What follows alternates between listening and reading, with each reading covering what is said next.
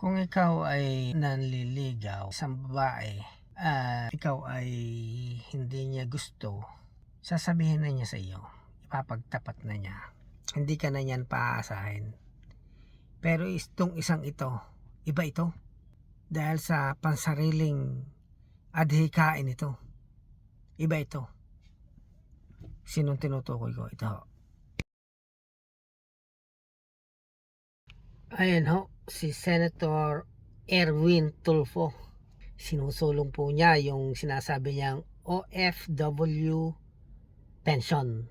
Maraming magagalit sa akin siguro dito dahil sa aking vlog na to, pero alam mo natin, sometimes truth hurts. Magagalit ho kayo dahil sa sinasabi kong ito na malayo sa katotohanan. Yung sinasabi, panukalang ito ni Senator Erwin Tulfo. Paano malayo sa katotohanan niyang OFW pension? Nabukod ho yan sa Social Security pension.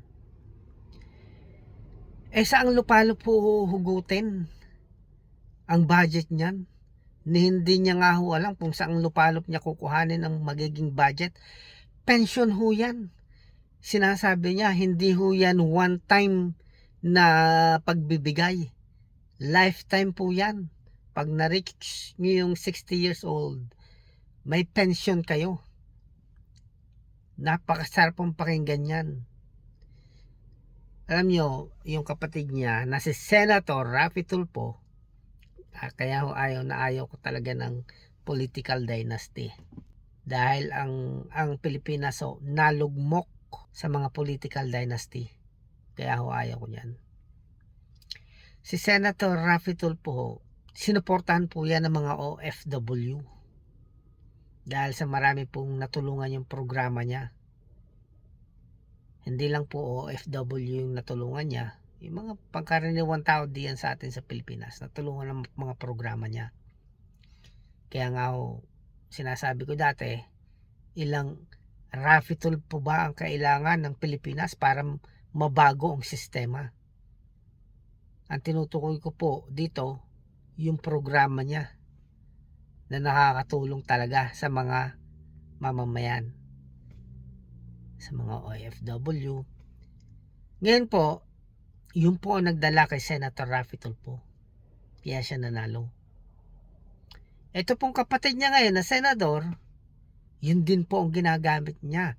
OFW na ang inaakala niya na madadala din siya kung sa next na political campaign, kung gusto niya uling maging senador o mas higher, malaking pag-asa niya kasi OFW. Pero ang masakit ho nito, malayo ho sa katotohanan yung pensyon na sinasabi ni Senator Erwin Tulfo. Saan Poncio Pilato niya kukuhanin yung ipepensyon ng mga OFW? Yung mga Social Security, naiintindihan ko yan kasi kung ikaw ay may nagbabayad ng Social Security, someday magkakameron ka ng pensyon. Pero itong OFW, hindi mo nagbabayad ng monthly contribution yan . So, saan Poncio Pilato niya kukuhanin yung ipepensyon? Napakasarap lang pakinggan yan. Kahit ako, gusto ko ng OFW pension. Pero malabo ho. Dahil wala naman hong monthly contribution ang mga OFW. Napakasarap pong pakinggan. Pero malayo ho sa katotohanan. Ang sinasabi ko ho kanina na kung ikaw ay nanliligaw sa isang babae at ikaw ay walang pag-asa, sasabihin na niya sa iyo dahil hindi ka na niya paasahin. Pero ito ho si Senator Erwin Tulfo, dahil sa pansarili niyang pakay, pinapaasa niya ang mga OFW. Ang dami kong nababasa sa comment. Talagang umaasa sila. Ganyan ho. So sa next campaign, tumatak na sa isipan nila. Isinusulong nito yung panukalang batas na magkapensyon tayong mga OFW. Kaya po dala niya ang boto ng mga OFW at ng pamilya ng mga OFW dahil sa sinabi niyang yun. Pero malayong malayo ho yan sa katotohanan. Never ho mangyayari yan. Napakalabo sa ngayon dahil wala siya paghuhugutan. Sang lapalap ng Poncio Pilato kukuhanin yung ipepensyon sa mga OFW to at kailangan mo magtrabaho ng within 15 years para ka magka-pensyon as OFW. Paano ho yung mga nagpunta ng Middle East? Nagtrabaho ng 5 years, umayaw na. Dahil alam niya man ho natin kung gaano kahirap maging OFW. Na din ho yung mga abuse, malayo sa pamilya. So ngayon, naging OFW within 5 years, hindi pa ho siya pasok sa requirements para siya ay magkameron ng OFW pension.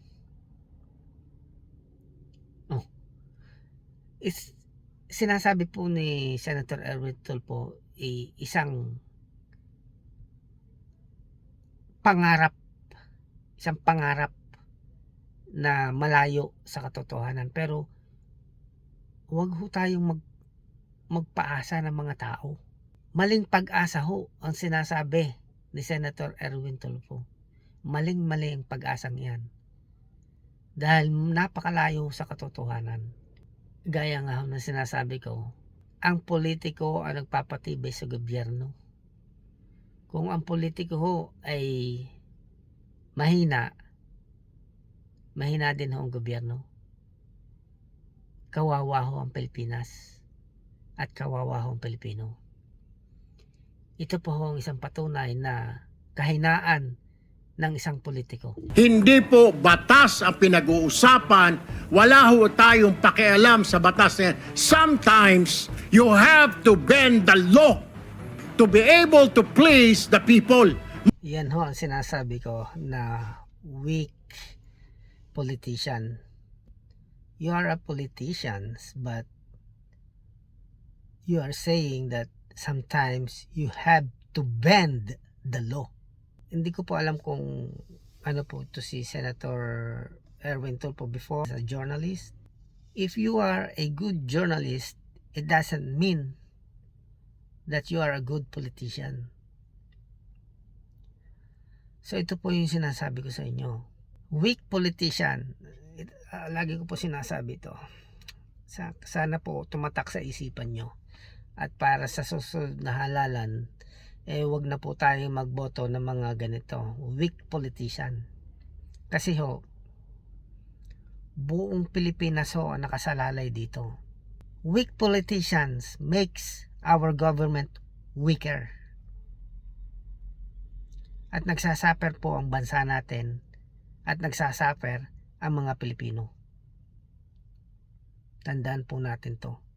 Hindi po porket magaling siya sa isang programa sa television, magaling din siya as a politician. Hindi po ganyan. Sana po maintindihan ng mga Pilipino na ang political dynasty ang talagang sanhi ng problema sa ating bayan. Ngayon po nakatuntong na dalawang Tulfo sa Senado. Maaring magsunod-sunod na po yan. Political dynasty po dapat talaga matoldo ka na yan. Kaya po lugmok na sa korupsyon ang Pilipinas. Ang mentality ng mga Pilipino hindi po nag-grow, hindi po nababago. Ang mentality mapa government or private sector, ang nagiging kalakaran po ay korupsyon, kung paano makakakuha ng pera in an illegal way, or hindi naman po dapat naggawin yun, pero yun po ang nagiging mentalidad. Kung gusto po nating mabago ang sistema ng ating gobyerno,